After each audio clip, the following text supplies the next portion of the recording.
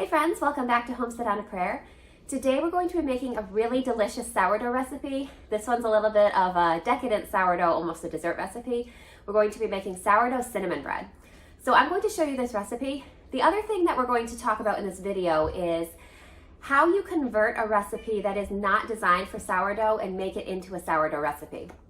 So the recipe that I'm going to be using today is originally a sourdough recipe, but it's a sourdough discard recipe. What that means is that it has some sourdough starter in it, but it also has just regular yeast that you buy at the store. And this bread is really relying on that yeast for the rise rather than the sourdough. So what we are going to do is we are going to take that recipe and we're going to change it a little bit, and we are going to convert it to a true sourdough recipe. That means we're not going to be using any yeast, and our bread is going to get its rise from the sourdough. So I'm going to link the original video in the video description. So if you want to follow the original recipe instructions and make this as a sourdough discard recipe, that is great. It is still delicious that way. I've made it both ways.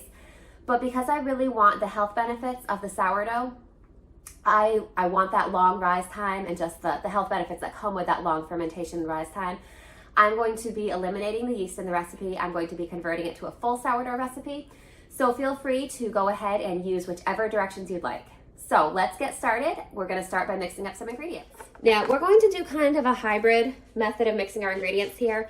Most of the ingredients in this recipe I'm going to be measuring by volume, but to really convert a recipe into a sourdough recipe the most accurate way possible, you are going to need to weigh it. Now I have done that by volume before too and just estimated, and it comes out completely fine that way too. But it's a little easier just to make sure you get the exact accurate measurements when you weigh it. So we're just going to weigh our first couple ingredients. I'm going to show you how to convert it, and then we're going to add the rest of our ingredients by volume. So this recipe calls for half a cup of sourdough starter. It says it can be fed or unfed, which would mean discard. And it has that listed as 113 grams by weight. To really rise a full loaf bread recipe like this, you're usually going to want about a cup of sourdough starter. So the first change that we're going to be making to the recipe is that we are going to be doubling the amount of sourdough starter in this. So that would be about a cup. If you want to just measure it by volume, you can go ahead and do that. I am going to just double the grams instead. So we're going to measure out 226 grams of sourdough starter into our bowl here. The other changes that we're going to make involve eliminating the yeast completely. All of the rising power of our bread will come from the sourdough starter, so we don't need to add any extra yeast. We are also going to have to lower the amounts of both flour and water in this recipe, basically because this sourdough starter here, in addition to the cultures, the healthy bacteria and yeast that make up the sourdough starter, it is also made up of pretty much equal parts flour and water.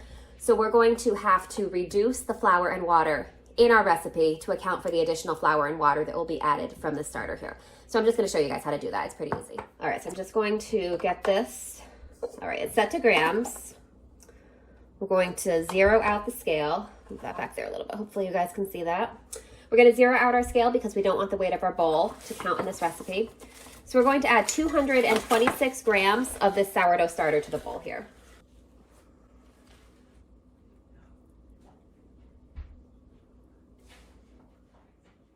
Okay, so we got 230. We went just a hair over. I know you're supposed to be really precise with baking, but to me that's close enough. Now the next ingredient that our original recipe calls for is 3 cups of flour. So that is the same as 360 grams of flour approximately. So what we are going to do is we are going to reduce the total amount of flour that we're going to use. Basically, we increased our sourdough starter by 113 grams, which means we have 113 extra grams in our recipe there. It was actually slightly over because I slightly over poured, but it's going to be close enough. So what we want to do, if you feed your sourdough starter the way most people do, your sourdough starter is pretty much going to be equal parts by weight, flour and water. So we're going to take that extra 113 grams that we have in there, we're going to split it in half, and we'll get about 56 grams each. So what we're going to do is we're going to reduce our total flour amount by 56 grams, and we're going to reduce our total water amount by 56 grams. So this recipe calls for 360 grams of all-purpose flour. We're going to reduce it by 56, which means we need just a hair over 300 grams of flour. So let's go ahead and measure our flour and get that added in. All right, so I have a measuring cup here, but I'm pretty much just using it as a scoop to get my flour in here since we're going by weight and not volume. So we're looking for about 304 grams of flour. I don't know if you can see the scale in the camera or not. but we'll be going for about 304, and I went over a little bit. I'm gonna scoop some of that back. All right, we're gonna say 306, that's close enough. So let's set our flour to the side. All right, so the next ingredient that the recipe calls for is yeast. We are eliminating yeast since we're making this a completely sourdough recipe. So after that, the next ingredient that we're going to need is a tablespoon of just regular granulated sugar. So let's go ahead and get that added in. Next, we're going to need 1 1/4 teaspoons of salt. I have here a half tablespoon, which is 1 1/2. So we're just gonna go a little bit shy on measuring that and call it 1 1/4. So next we're going to need 1 large egg. I am in the habit of, when I'm adding an egg to a recipe that already has a bunch of ingredients in it, I like to crack it into a separate container, just because you never know when you'll get a bad one and ruin your recipe. Now, this is a fresh egg for my chickens. I think I collected this yesterday, so I'm sure that it's good. But just in case, we're gonna add it separately and then pour it in. There's nothing worse than adding a rotten egg to a recipe you've been working on and completely ruining that entire recipe. So I like to crack my eggs separately. Next, we're going to need 5 tablespoons of softened butter. So I've had this butter sitting out for a little bit. This is the most delicious butter. The last ingredient that we're going to need for the dough portion of our bread is water. And that is the other ingredient that we're going to reduce, again, by 56 grams to compensate for the extra liquid that was in the sourdough starter that we added. So the recipe calls for 2/3 of a cup of lukewarm water, which is the same as about 152 grams. So we are going to go just under 100 grams of water added into this bowl here. Now we want basically room temperature water. We want it to be a little bit warm, but not hot enough to damage our sourdough starter. So I'm just going to measure out some water, and I'm going to watch the weight on my scale as I slowly pour it in. Now we want just under 100 grams. I think we technically want about 96 grams. So we're gonna go nice and slowly.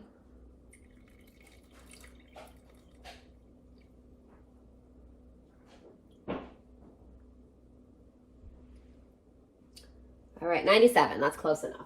So this is all of the ingredients in the dough portion of our bread. I'm just going to put this bowl back into my stand mixer. We're going to go ahead and mix it up. So you can see I have the stand mixer fitted with a paddle attachment. We're going to use the paddle attachment to really incorporate all the ingredients. Once they're mixed together, we are going to switch to this dough hook here to knead up our bread.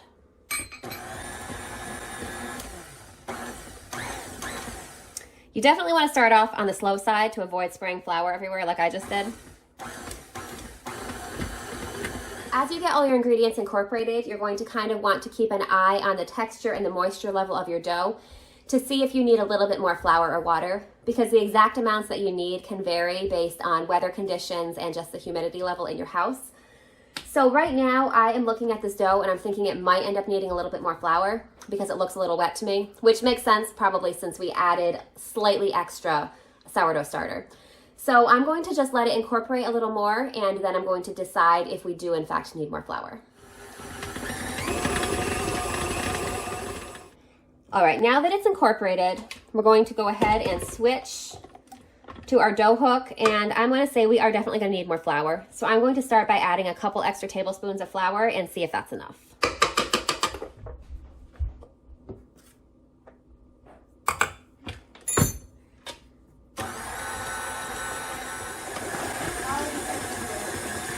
All right, so our dough is mixed up, our dough is kneaded up. You can see that it kind of clears the sides of the bowl now. That's what you call it when it stops sticking to the side of the bowl and kind of gathers in one ball around the dough hook. So that's what we want. I did have to go ahead and add a little bit extra flour to this. I added a couple tablespoons, maybe up to just under 1/4 cup of flour to this, just to get it to reach that point. This is going to be a little bit of a sticky dough anyway, because we added that butter, we added the egg, we added a couple extra ingredients that are going to make it a little bit stickier. One thing you're also going to notice when you're working with sourdough is that it's going to start off really sticky and it's going to feel impossible to work with. But as it sits and rises, the flour in that dough is really going to soak up the liquid and incorporate it a little more. It becomes a little easier and friendlier to work with as it sits. So that brings us to the final change that we have to make in this recipe to change it to a true sourdough. The recipe calls for this dough to rise for about 1.5 to 2 hours. You will find that when you're working with a higher fat dough, with the butter and the egg and the extra ingredients, it's generally going to take a little bit longer to rise. So rather than, an hour to an hour and a half like you would find for a regular yeast-based bread loaf, it's calling for 1.5 to 2 hours. Now, because we eliminated the yeast and turned this to a complete sourdough recipe, it's going to take even longer than that. It's really going to vary based on the temperature in your kitchen and the activity level of your starter, but I would say allow at least 4 hours for this to rise. You just want to take a look at what the size looks like once you finish mixing it, and you want to wait until it's about doubled in size to proceed with your next step. So I usually allow 4 or 5 hours. If it's really cold, it could even take longer than that. So we are going to let this sit. We are going to practice our patience, and we're going to be back here soon to work on the next steps. Now again, if you need this quicker, go ahead and make the recipe as written with the yeast. It will be much faster that way. I'm not in a big rush. My kids might be. I know they were anxious for me to make this bread, but I'm willing to wait a little bit. So we're going to let this sit and rise and have that wonderful slow ferment that gives sourdough bread its real deep character and health benefits. So I'll meet you back here in a few hours to roll out and fill our bread. All right, I'm gonna pop back in here real quick because I realized I forgot to tell you guys that what you want to do is grease the bowl that this is in. So we're going to pull our dough out. You can see how it is still pretty loose and sticky. That's fine. So we are going to, I'm just gonna keep it in the same bowl. If it's easier for you to put it in a separate bowl, that's fine. I'm just going to pull it out of this bowl, and I'm going to grease the bowl with some cooking spray and then put it back in here to rise for a little bit. One thing about high-fat doughs with the butter and the egg, they become so silky and they just feel so nice to work with. So if you make this dough, you'll understand what I'm talking about. So you can see it's a sticky dough, but it's still workable. It's not leaving all kinds of residue all over my hands. All right, put that in there, and then I'm gonna flip it over so that all the sides are covered with cooking spray. All right, so now I'll meet you back here in a few hours. So our cinnamon bread has been rising for about 4 hours. I'm going to show you what the dough looks like now. And then before we go ahead and roll it out, we are going to make the filling that is going to turn this from a good bread into a delicious, wonderful cinnamon bread. So here, you can see what our bread looks like now. It's risen quite a bit, and it's just about ready to roll out. So let's set this to the side and get working on our filling. Now, one other pretty significant change that we're going to be making to this recipe is that we are going to be doubling the filling. The first time I made this bread, it was really good, but everyone in my family agreed that it really needed a little bit more of that delicious cinnamon sugar filling. So we're going to be doubling it today just to get a little more of that deliciousness. So the filling recipe calls for a 1/4 cup of granulated sugar. So what we're going to do, rather than just doubling that, we're still going to use a 1/4 cup of granulated sugar, but we are also going to add a 1/4 cup of brown sugar into that recipe as well. I've got a 2 tablespoon measure here, so we need 2 of these to equal a 1/4 cup. Now this is homemade brown sugar here. It's delicious and rich and dark. If you have not made your own homemade brown sugar, I definitely recommend that you try it. It's so easy. I have a video showing how I do that and why I do that. So I'm going to go ahead and link that below. So if you're interested in making your own brown sugar, go ahead and check that out. All right, so here we go. So this is a 1/2 cup total of sugar split between brown and granulated. Now we're going to add a tablespoon of cinnamon to this as well.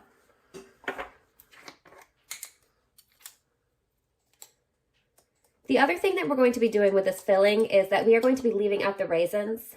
You can definitely put the raisins in if you want to. My family prefers it to just be a cinnamon bread rather than a cinnamon raisin bread, so that's completely personal preference. Next, we're going to need 4 teaspoons of flour, just to kind of hold everything together. All right, so let's just go ahead and mix all this up.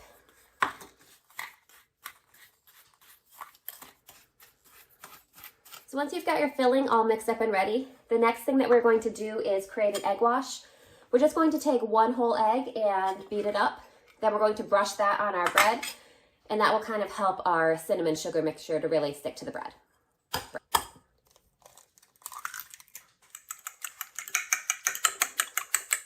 Now that we've got all the ingredients for our filling all prepped, it's time to dump this dough out onto our clean countertop here. We're going to roll it out into a rectangle approximately 6 inches by 20 inches. You don't need to be really exact, but that's going to make it narrow enough to really fit in a loaf pan like this, and also long enough that you'll be able to get some good cinnamon swirl incorporated. So I'm just going to go ahead and spray my counter with a really light coating of olive oil cooking spray. You want a lightly greased surface because you're going to have to roll the bread up and you don't want it to stick to the counter at all while you're doing that.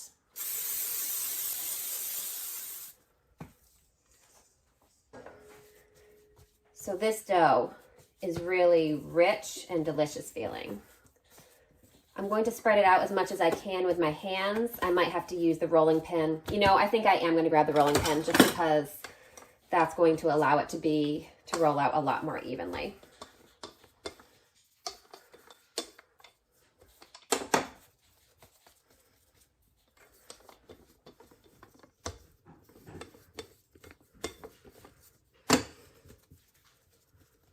All right, so this is about what we want for a rectangle. It doesn't need to be perfect. We want it to be slightly narrower than our loaf pan here because it is going to widen a little bit as we roll it up. So now we're going to go ahead and take the egg wash that we made and we're going to brush the whole surface of our dough with that egg wash.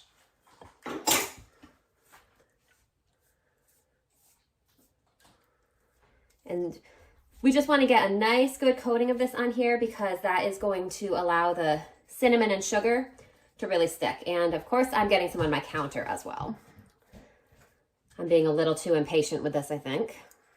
Now, one issue that I do have, which isn't really that much of a problem with doubling the filling, is that when I double the filling, sometimes because there's so much of it, some of it kind of tends to sink to the bottom of the bread and give like almost like a caramelized layer on the bottom of the bread. As I said, not really a problem. No one in my family has ever complained about it. But we want to make sure that we have the egg wash spread out really evenly to try to really grab onto as much of that filling as we can. And you want to make sure to get your egg wash to the edges.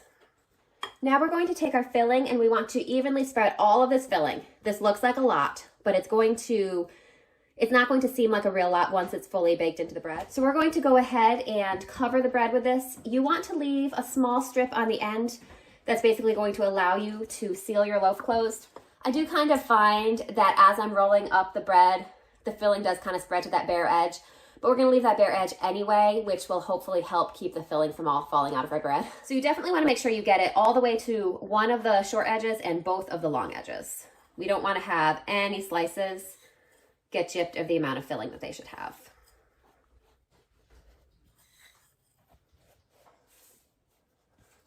Now we're going to go ahead and roll up our bread. We want to start with the edge that's covered with filling, leave the bare end for last.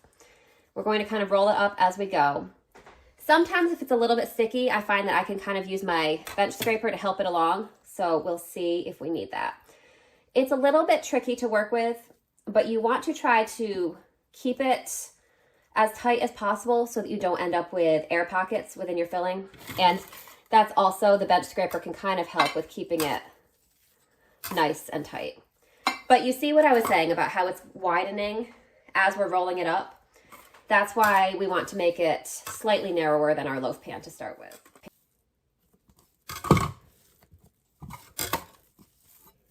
And as it gets wider, I'm going to try to kind of force these ends back in. We don't want it to be wider than our loaf pan, and we also don't want it to be wider than the end of this dough here. So when we get to the end of the dough, the end that didn't have filling on it, we're going to try to pinch it closed. That will hopefully, if we do a thorough job, lock that filling in place. I usually have a little bit escape anyway. Now we have our prepped loaf pan here. I already sprayed this with cooking spray. We're going to go ahead and pick up our loaf and we're going to put this seam side down in the pan. And then we're going to let it rise a little bit longer. And as you can see, sometimes it kind of ends up in a little bit of a mess. You just kind of want to finesse it in as much as you can. It helps if you kind of accept that it's just not going to be perfect, but it's still going to be delicious. I finessed it as much as I could. It's clearly not perfect, but it's going to be good. We're going to let this rise. Now again, the second rise is also going to be longer than the recipe calls for, similar to the first rise. The recipe calls for it to rise for about another hour. This is most likely going to take probably about 2 hours since we don't have yeast, we just have the sourdough starter. So what you're looking for is for it to be domed slightly over the top of the pan. As you can see, it has a little ways to go. So we're going to leave this in a warm area. I'm going to check on it in probably about 2 hours or so. I'll let you know when it's ready to bake and then we'll meet back here and bake it. So now it's finally time to get our cinnamon bread in the oven. You can see that it's risen over the top of the pan. It's probably about a ½ inch or so over the top of the pan. The recipe says to wait and let it rise until it's an inch over, but we're gonna go ahead and just put it in how it is. So I have gone ahead and preheated my oven to 350 degrees. We're going to put this bread in the oven for about 45 minutes or so.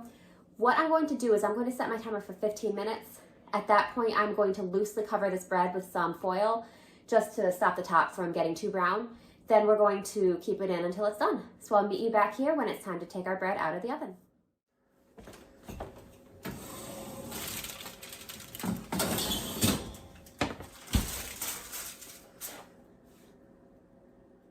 All right, so our cinnamon bread is all done. It's a delicious, beautiful golden brown. Now what we're going to do is we are just going to rub the top crust with butter. This will help give it a nice soft crust. And the bread is really hot from just coming out of the oven, so this butter will just melt right into it.